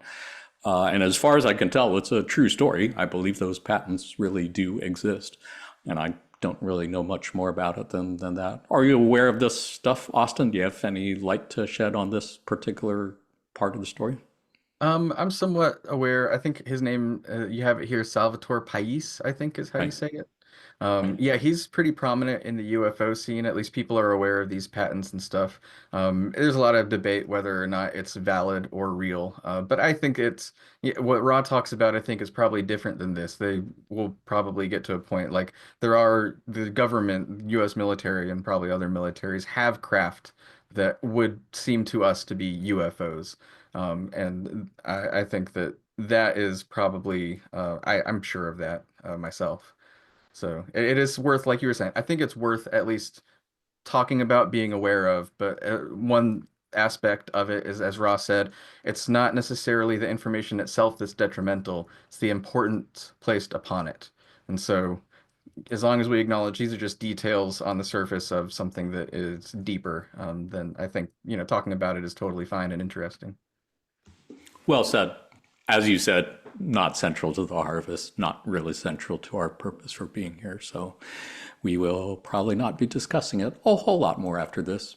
But yeah, a couple more passages from that same session to look at. This is session 8, question 7, where Ross said, "The craft are perhaps misnamed in some instances. It would be more appropriate to consider them as weaponry. The energy used is that of the field of electromagnetic energy, which polarizes the Earth's sphere. The weaponry is of two basic kinds, that which is called by your people's psychotronic and that which is called by your people's particle beam. The amount of destruction which is contained in this technology is considerable, and the weapons have been used in many cases to alter weather patterns and to enhance the vibratory change which engulfs your planet at this time." Question 9, questioner, "How many of these craft does the United States have?" Ra, I am Ra. The United States has 573,573 or 573 at this time. They are in process of adding to this number. Question 11, Ross says, the technology your peoples possess at this time is capable of resolving each and every limitation which plagues your social memory complex at this present nexus of experience. However, the concerns of some of your beings with distortions towards what you would call powerful energy cause these solutions to be withheld until the solutions are needed, so that those with a distortion can then become further distorted in the direction of power. Not really adding anything significant, I think, to what we have already said, other than I do find that part at the bottom super interesting, that they're saying we do have the technology to solve all of our problems, hunger, energy, transportation, anything. The technology is there. It is just being held by, we could call them elites, just so that they can use it for their own purposes and for their own power, I suppose you could say. Andy, any thoughts to add on this? Yeah, I mean, that last bit also struck a chord, and it sort of, on the one hand, it's really sad, but then I guess if we didn't have to struggle, then there wouldn't be the will to seek. That's a very glass half full way to look at it. Much respect that. Austin, anything to add? Yeah, I think you mentioned Stephen Greer earlier, and like I said, not an endorsement of Stephen Greer, but this is something that he talks about, the idea that we have technology, it exists and it's being kept secret, that could solve, every issue we have on our planet. Most of them due to like energy generation, our reliance on fossil fuels and ways to create energy that are very destructive to the biosphere. And Stephen Greer believes and claims that this technology exists and has existed for a long time. The United States has cracked it for a long time. And I think it's the way that he frames it, and it's very similar to how Ra frames it here, is that if you think about the idea that if there is something that can generate that much energy that's like very accessible, relatively easy to recreate, and easy to transport, it's sort of like giving anybody a weapon that is incredibly destructive on like a nuclear weapons scale. It's, nuclear weapons require immense amount of resources and knowledge and, cooperation among a lot of people to develop, whereas something like this would not be like that, according to Stephen Greer. And so it makes sense that if people are in a fear-based mentality and they want to protect the United States or protect populations, they'd want to withhold this type of technology in order to prevent somebody from using it to destroy the planet, basically. So it's one way to look at it. There's an argument that says, well, we don't necessarily hide nuclear energy, even though it can be used to destroy the planet. So there are versions that could be made public without weaponizing it. But it's just an interesting thing to think about. And if it is true, I would really hope that that technology becomes public in the relatively near future. Yeah, if I remember right, there were passages in the Raw Contact where they talked about Tesla, for example, and said they did specifically help them develop ideas that would have freed us from the need of paying for electricity and would have provided free energy for all. But yes, government pretty much swept in and grabbed up all of his notes as soon as he was gone. And yeah, it seems the history of Confederation contact with humanity has been a history of them giving us something to help us live together in peace, and us turning it into some kind of weapon or something. No wonder they stopped doing that kind of thing. Totally understand. Mm-hmm. Morris, anything to add? Sounds good. Well, it is really easy, I think, to get overwhelmed by the sheer size and scale of the technology involved, and easy to assume that if somehow this was all revealed to us, we would be overwhelmed and feel powerless to do anything about it. There was one passage I found that I thought presents this in a very positive light. This was from May 25th, 2003.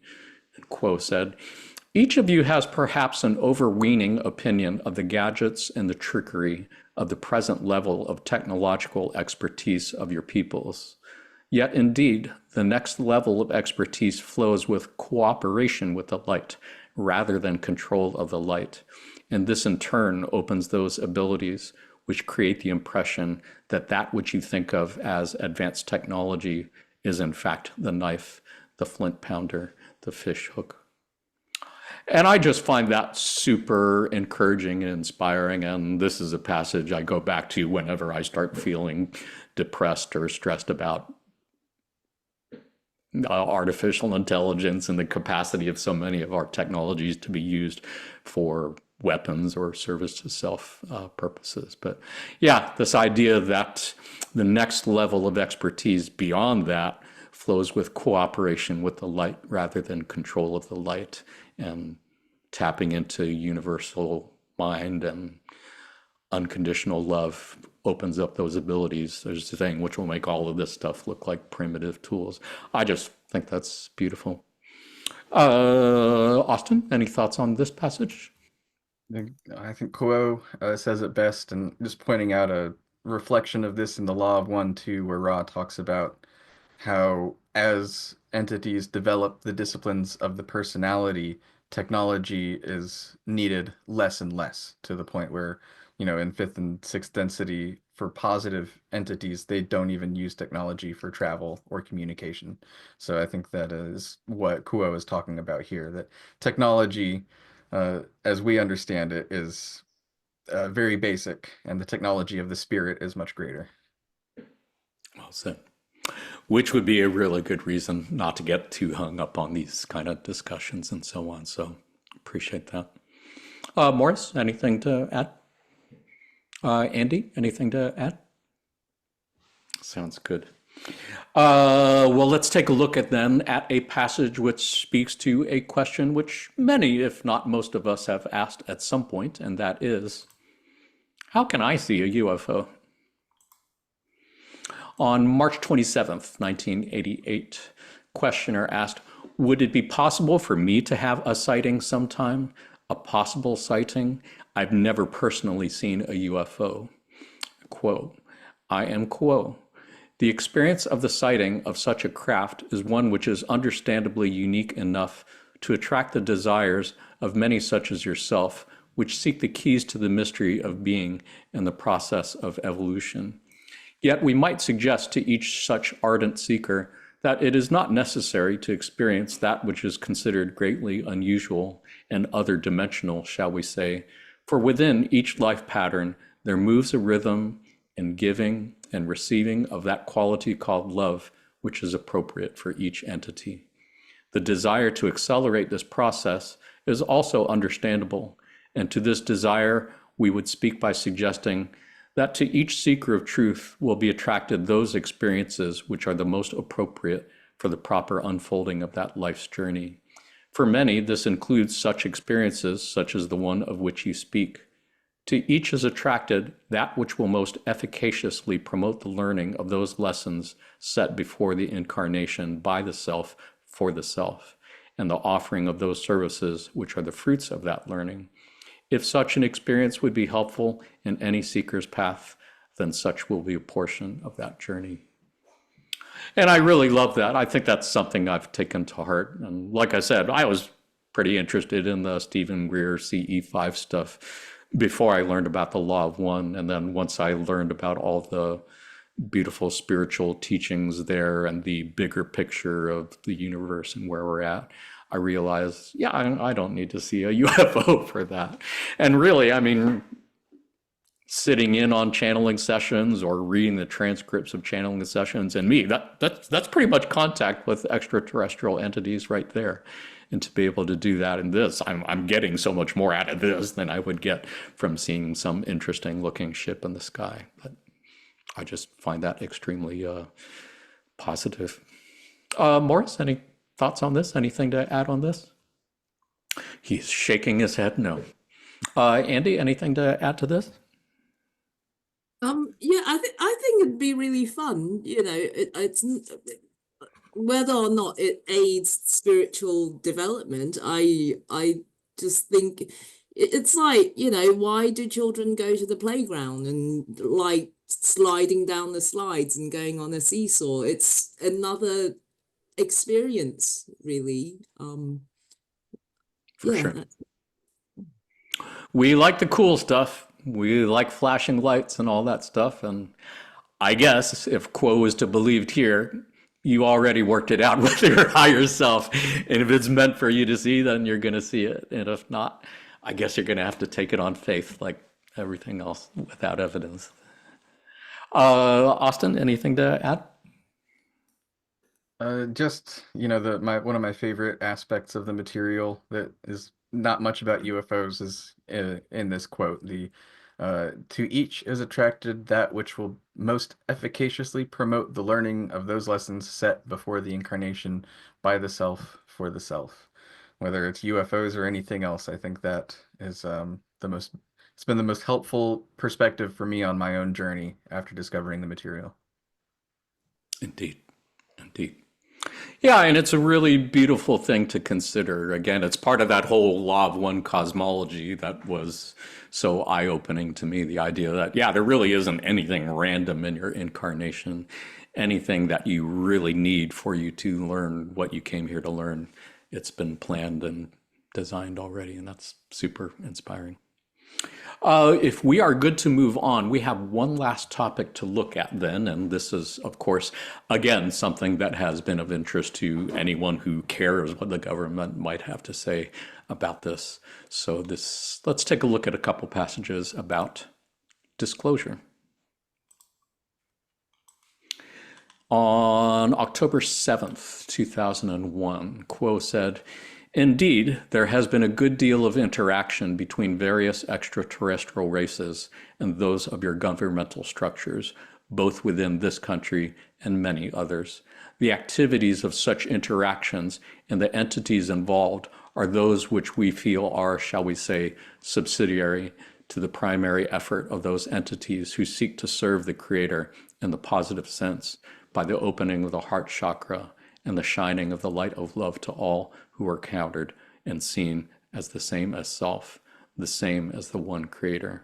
Thus, it would be our recommendation in this instance that the focus be removed from the fringe areas of concern and placed once again in the heart of the incarnation." Which sums up, I think, what we've said more than a few times already, which is that, yeah, the whole UFO thing is really kind of secondary to our reason for being here. And I think quite possibly that opening of the heart and the lightening of planetary energies that we talked about is indeed what Quo was referring to before about cooperating with the light rather than controlling the light, and that opening abilities, which is going to make UFOs and AI and everything seem like primitive tools. So nice thought, I think, at this nexus in space-time. Morris, any thoughts on this? Anything to add to this passage? Well, a little bit. Don was intensely interested in the UFO phenomena starting in the latter 50s. Through the 60s and in the 70s, he began to recognize, I remember being in channeling sessions and having conversations afterwards, he began to recognize that the real value wasn't in the phenomena. It was in the spiritual message. That was the gem. That was the treasure that was being offered. And it was through that evolution from being the UFO researcher to recognizing he was an opportunity or channel which to share the spiritual information that he was growing spiritually to the point where in 1981, shortly after Jim showed up and the three of them were together, they could embark on this contact with Ra. Up till that point, at least in the mid-70s, he was so focused on the phenomena that he wasn't ready to get into the spiritual stuff. So this, I think, addresses what Quo's sharing with us here. Yeah, really appreciate your putting that in context and giving us your personal experiences having been there at that time. Did want to note for our viewers that Morris and his wife Linda sit in on a number of Law of One study groups. They're regulars with the Seattle study group, as well as other study groups as well. So if you'd like a chance to meet Morris and hang out and hear some more cool stories, go to the L&L website, find the list of study groups there, and just check out different groups, find some that resonate with you, or contact us at seattlelaw1@gmail.com if you'd like some recommendations on that too. It's always a joy. Andy, anything to add on this passage? Yeah, I just love how the heart is always so integrated in all of the Confederation's teachings. And I think when Quo first came on the scene, like there's just like sessions and sessions and sessions urging people to meditate, and ultimately, like that heart, I am oneness is all there is, and everything comes back to that. All is one, and that one thing is love. Yeah. Yeah, it's a beautiful reminder, and I appreciate your reminding this of that again, because it is easy to forget when we caught up in phenomena and cool stuff like this. But yeah, I believe we are here to learn those lessons of love, as he said. Austin, anything to add? Yeah, to Morris's point about Don's, path and the journey that he took, this is something that other ufologists, not all of them, but some have realized as well, that once you get into ufology, it leads you somewhere else. It isn't just the study of UFOs. There is something deeper that it leads you to. And I have a quote from is an earlier a very prominent French ufologist named Aimé Michel, as I think is how you pronounce it. And he said, ufology is not a science, but a process of initiation. One starts with field investigations and ends up studying Arab mystics. And Wow, that's great. that's that was basically Don's journey, I think. Maybe not literally Arab mystics. I'm sure Don did, intersect with Arab mystics, but the heart of what is being said there, I think, is that ufology was an initiation into something deeper that led to an essential spiritual awakening. And I've seen it with some of the people that I follow in ufology and disclosure and stuff like that. And I think that Don's is a perfect example of how that path can unfold. And then just one more comment on the nature of what Kuo is saying here, which is a great quote to start a discussion about disclosure about, because it's reminding us what is important. And just a little reflection on my own interest in the idea of disclosure is that I'm not really interested in what quote unquote truth the government might have. I can't imagine that they have any semblance of the real truth of the situation going on with UFOs. Who knows what they have and what they believe, even if there is a unified idea of what UFOs are in the government, which I don't think there really is. But I do think it is interesting and important, at least for me, to understand what the government is saying. How are they orienting towards it? Because that's going to impact people. And in fact, a lot of how they relate to the UFO topic is intentionally meant to impact people in a certain way.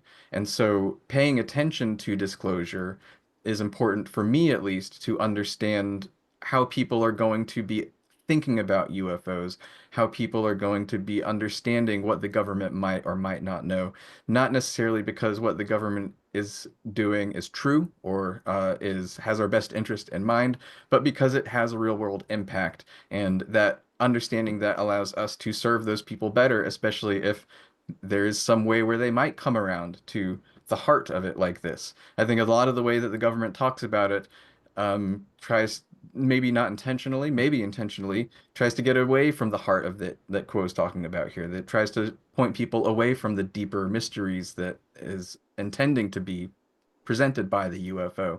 And so understanding what's going on there is important to me. Yeah, well said. Totally appreciate it. And I've certainly never got the sense from any government press releases that I've seen that they wanted people to focus on opening the heart and love about this. I think it's always been about, wow, this is a threat to national security, global security. This is why we really need to spend more money on the military and the Space Force, is the way it always comes off, to me at least. Maybe I'm biased. I had one other passage I wanted to look at on the subject of disclosure. Anybody have any other thoughts they wanted to share on this one before we move on? Sounds good.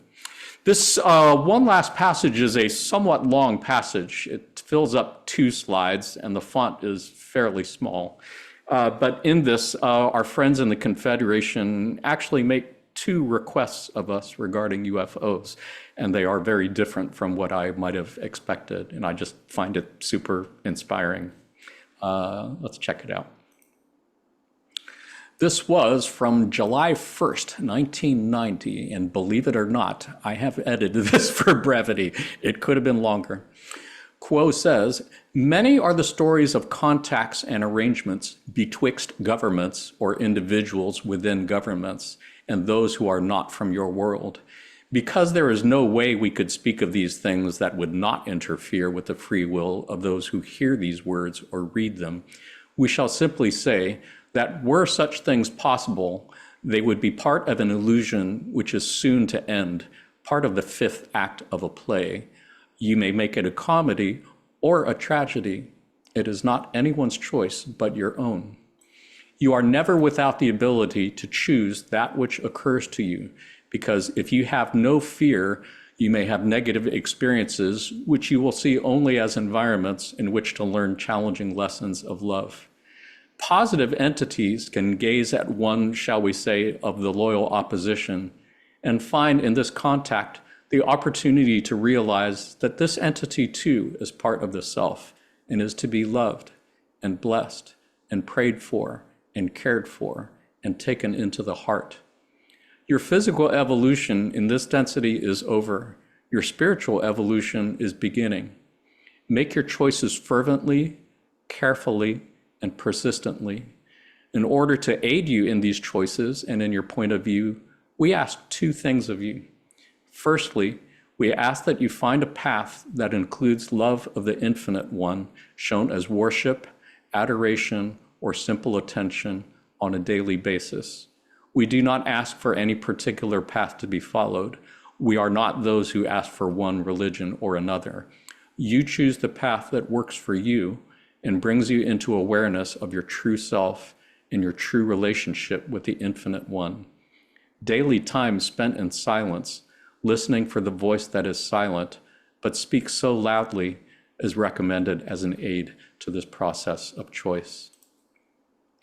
Our other request of you is that you be lighthearted and merry and find every chance to be joyful and to love one another, not as a solemn duty, not as a reason to polarize, that negates the polarization, but find joy in the service that gives you the true freedom and peace of doing that which you have now found, that which you wish to do with all your heart, all your mind, all your soul, and all your strength. Be merry in your service, be merry in your worship, for the most serious choices of millions of years are being made by you now, and you would be crushed by your own solemnity and your own realization of your importance in this choice, did you not have the saving grace of a sense of humor. See the illusion in the choices that you make, not only as the life and death choices that they are, but also as part of the unimaginably funny human comedy of the soap opera that is called Third Density Existence. Oh, how high your emotions run, and how important everything seems. Step back whenever you feel too intensely disturbed, or saddened, or despairing, or inconsolable. Step back and see the thousands of years that lie before and after this moment. Do whatever is necessary for you to break the spell of the illusion, and then gaze up at the stars, which are part of the love of the infinite Creator, and know that you are a player upon a stage, and you do choose the comedies and the happy endings, and have no wish to be stabbed through in great Shakespearean agony in the 5th act. The critic that is you, you can be assured, will give you a better review for the comedy. I just think that's hilarious, really. I mean, of all the advice they could give us regarding UFOs, it's like, find a way to laugh about it and be merry about it. you are making life and death choices that'll affect your spiritual evolution for millions of years to come. But don't think about it. Just think about it as part of the comedy that is the soap opera of third density existence. I just find that so hilarious and great. And again, cannot emphasize enough that every reading passage that we've looked at so far today came to us through the process of channeling. And the people who were saying these words really didn't know what words were coming out of their mouths. They barely had an idea of how to finish one sentence and where the next sentence was go. They certainly had no idea that the whole thing was going to sound like this in the end. And I think it's fair to say it came out a lot slower than I've been reading it too. But yeah, I just find that's a beautiful passage to end this discussion on. Any thoughts, reflections on this, Andy? Where can I get the soundtrack for this movie? Yeah. Because that would make it kind of like less confusing. It's like, all right, is this the bit where I'm supposed to be sad or happy or dance or, yeah. That's all. I believe the soundtrack for the Men in Black movies would probably be your best bet for that. They're kind of comical, they're kind of whimsical and serious at the same time. Austin, any thoughts on anything here? This is such a rich passage that you found, Jonathan. It's fascinating that this came out of a discussion about government interaction with extraterrestrials. So it's so great. And I think of all the rich things, I think one thing that I know you appreciate and that I really appreciate is the focus on humor and, taking things lightly. And just to bring it back to UFOs, I guess there's something in ufology and in UFO contacts that is talked about a lot by some ufologists, and that's the absurdity of UFO experiences. Like when people have direct UFO experiences, there's always some things that just don't quite make sense. And to me, a lot of times those things are quite humorous, but they don't seem to like get taken as humor when people are researching them. Like one quick example is there's a man named Joe Simonton, and I believe in the UK, he's an early sort of UFO contact. A craft landed in his field, and beings came out, and they were cooking pancakes on their ship, and they gave him pancakes. And he said he tasted them, and they tasted terrible. And people have talked about this, trying to figure out what does it mean? Why did that happen? So absurd. And what if it is just they were trying to be funny? What if they were just trying to be silly little aliens? That I don't know. There probably is a deeper understanding behind why they did that, but I think the humor needs to be brought back into the forefront. That like it's not just a weird UFO experience, but this is funny what's happening. So I really appreciate Kuo always bringing it back to that. That for sure is the funniest UFO story I have ever heard in my life. It's hilarious. They're bad cooks. Yeah. Any other last thoughts on this passage before we start wrapping things up? Sounds good. As Austin mentioned, yeah, humor and sense of humor is talked about a lot in the Law of One. It would seem that most of the world's familiar religions and spiritual paths might mention humor once in a while, but those religions are generally not known for their sense of humor, and it is mentioned so much in the Law of One that we had a podcast episode on it. It was episode 19 on Laughter of the Law of One, and we looked at some of the passages that they talked about there. If you're looking for a good spiritual laugh, highly recommend it. Otherwise, where do we go from here? What are some good takeaway lessons from our conversation today? I might suggest for one thing, if you can know that UFOs could be of positive service to others orientation or negative service to self origin, that is probably a good thing to keep in mind. And take this with a grain of salt, if you will, but if they give you a feeling of fear, they may well be of Orion or service to self nature. If they give you a feeling of hope, and of wanting to be of service to others, then it could possibly be from the Confederation. Otherwise, yes, it would appear that we do have all the technology to solve our problems. It would appear that they are just being held by elites who want to keep that power for themselves. It would appear that governments have UFO tech and quite likely have massive UFO fleets to be used probably mainly for military purposes. But doesn't really change anything whether any of that stuff is true or not. Our mission always remains the same, which is to radiate the love and light of the Creator in as least distorted fashion as possible and to lighten planetary energies. And that love and laughter over fear would be a great way to do that. Austin, any takeaway lessons of your own you'd like to add before we wrap this up?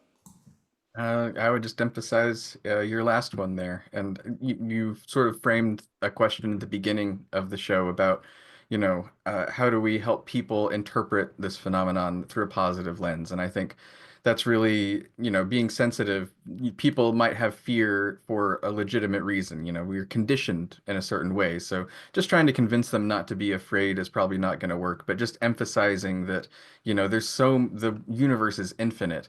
And so of all the ways you could choose to relate to something like UFOs, fear is one in a million. And why would you choose that one over anything else? And just, keeping an open heart yourself, as the Confederation has always said, is the best way. Just living by example and being a catalyst of inspiration. So I think that's it for me. Well said. Yeah, and certainly it goes back to the last passage where they said, you get to choose. You choose your own fate. You can make it a tragedy or you can make it a comedy. But as Morris said, we are co-creators of our own reality. Something I'm still working on learning. Morris, any last thoughts, reflections of your own you'd like to share? Let's see, your mic is muted. I'm sorry, my dogs were barking. Your last comment was, we are co-creators, but we take ourselves far too seriously. When we're taking ourselves too seriously, it's a good sign that the ego is getting in the way. As we can tamp down that ego, one, we'll have a whole lot more fun. Two, it'll help us grow. And three, there's a less chance of fear or self-doubt getting in the way. So take it a little easier, a little lighter. Well said indeed. Andy, anything you'd like to add before we have a little pop quiz? Yeah, I think with fear, I used to be an adrenaline junkie and I loved horror films, and I don't think fear itself is not the problem. For me, I see fear as an invitation to have faith and to move into the love. And it's when we react to that fear with hatred and we fear that fear and we want to get rid of that fear by, controlling things, that it becomes a problem because we're then serving that fear. But the fear in itself is saying, look, come look within, like have faith. All there is love. Then that fear is just an invitation, really. In a way, I don't know if I'm making sense. Yeah. Made perfect sense. Yeah, cool. And then the third point, we already have the technology to solve our problems. I agree with that. And I don't think that technology is hidden or mysterious or is being controlled by anyone. There's plenty of food for everyone. There's plenty of resources. It's the distribution that's the problem. We don't need any secret technologies. The solutions are already there. So, Well said. Yeah, for sure, particularly with world hunger. Well said. Well, Panelists, I did want to thank you for being here and for sharing your thoughts and reflections on this fascinating topic. We are going to wrap up our time together with a pop quiz.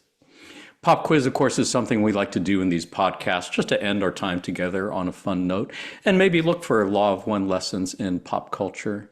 So panelists, since today's episode was about UFOs, it seems only fitting that we should have a pop quiz on one of the biggest Hollywood blockbuster movies about alien invasions. And this is the one that stars Will Smith and Jeff Goldblum as two characters who save the world from a definitely hostile invasion of alien overlords.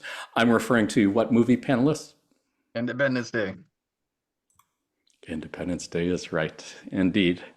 Well done, random viewer on video who guessed that one correct.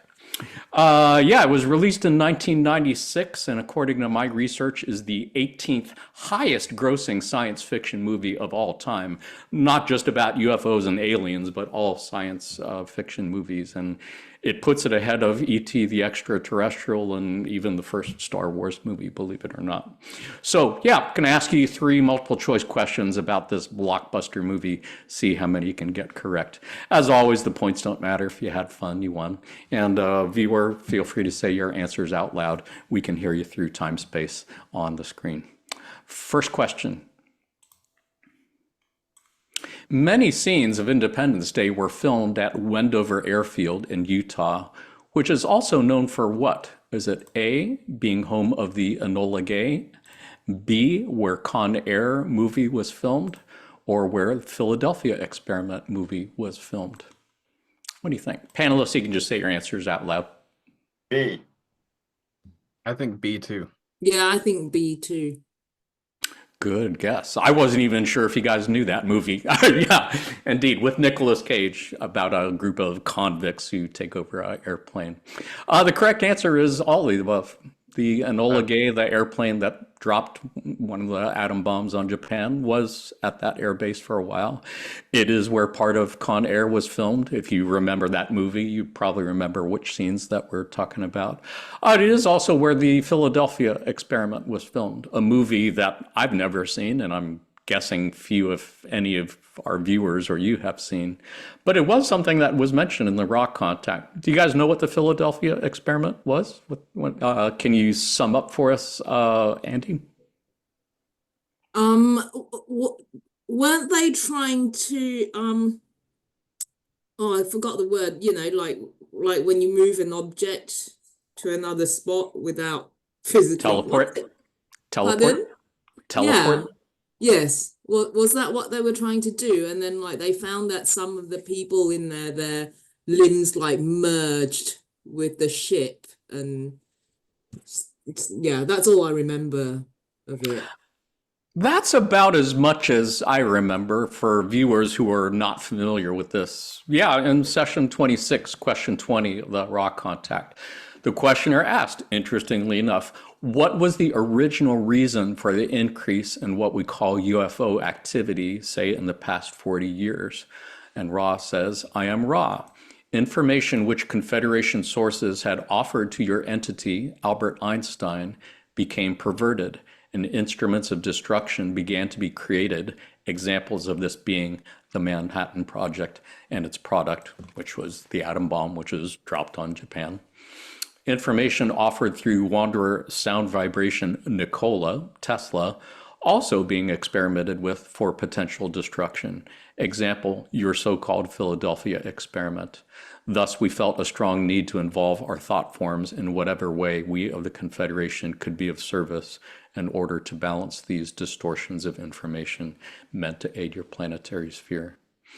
I heard from somebody who did actually see the movie that it didn't actually seem to have much of anything to do with what we're talking about here. But yeah, my understanding of it is, yeah, the US Navy was trying to take some sort of technology or information which was offered, and we're either trying to teleport a Navy ship or make it invisible or something. But apparently the ship disappeared from a Philadelphia naval shipyard, appeared in Norfolk, Virginia, and then reappeared back in the original place in Philadelphia. And yes, there are reports that some people just who were on board, because there were people on it, went crazy, or some bodies were fused into metal bulkheads and such. And in general, it was not a positive outcome, what would be described as such. So there you go, viewers.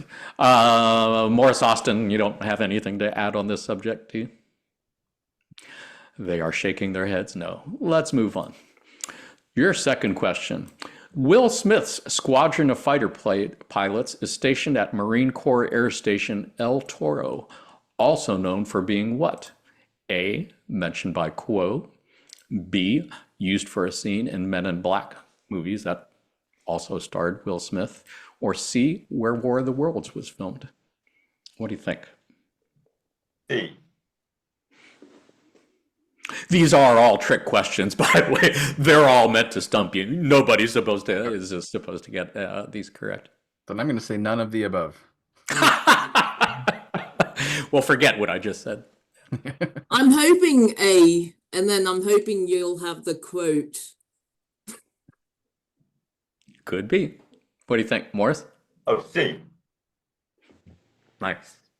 Correct answer is indeed C. I did a word search in the channeling archives, and no, I did not see this name come up anywhere.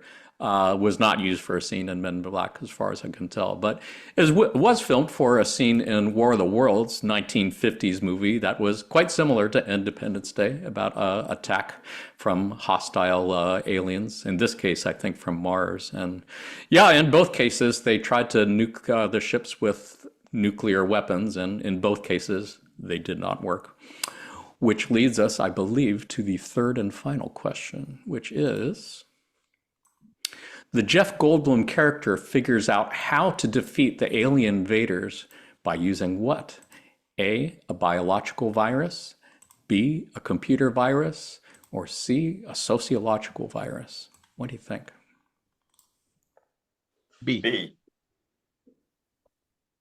I heard a B. I see for me Morris as well. nodding. And Andy? I think C. Didn't he use their thing against them? But I can't remember what it was. This indeed was not a trick question. I think anybody who's seen the movie and remembers the movie, it was B. It was a computer virus. Jeff Goldblum played like a computer genius who somehow devised a computer virus, and Will Smith piloted a captured UFO vehicle and took them both up to the mothership, where they got into the ship, installed the virus, which caused their computer systems to crash, taking down their defense shields, which left them vulnerable to attack. Interestingly enough. A scene which actually raised quite a few eyebrows and attracted quite a few criticisms from people in this scene, who are wondering how a Earth guy, no matter how smart he is with computers, somehow was able to come up with a computer code that would cause a technologically superior race's craft to be disabled and destroyed. Seemed a little bit of a stretch, even for science fiction movies. There is actually, as it turns out, as I found out from researching this, there is actually a couple pretty good explanations for that do actually make it seem more feasible. Is anyone aware of the backstory behind this? Well, I assume it's because he's Jeff Goldblum and he can probably do anything. So I thought. It would appear that way. Yes, he was quite the Grand Master in Thor Ragnarok, that's for sure. Anybody else? Any other guesses? I mean, you wouldn't know this unless you took some time to research and look it up, or heard it from somebody else. Yeah, apparently, let's see, according to my research, Jeff Goldblum apparently discovered that their computer software, their programs, were basically binary, which for anyone who's a computer person knows that it's just basically a bunch of zeros and ones. So basically he just flipped the zeros and ones around and that caused their system to crash. That's one reason. There is apparently also a deleted scene, in which case it was revealed that our existing computer technology was actually derived from alien spacecraft from a long time ago, which would make this whole thing make a lot more sense. But that scene never made it into the movie. So we got what we got. But I want to thank you all for being here. Really appreciate it. Again, panelists, thank you for all you've done and continue to do in service to others. To all our friends at L&L Research, thank you for all you've done and continue to do in service to others. To whoever is watching this video in the near or very distant future, thank you for all you've done and continue to do in service to others. We are sending you our love light and we are receiving yours. Until next time, Adonai, namaste.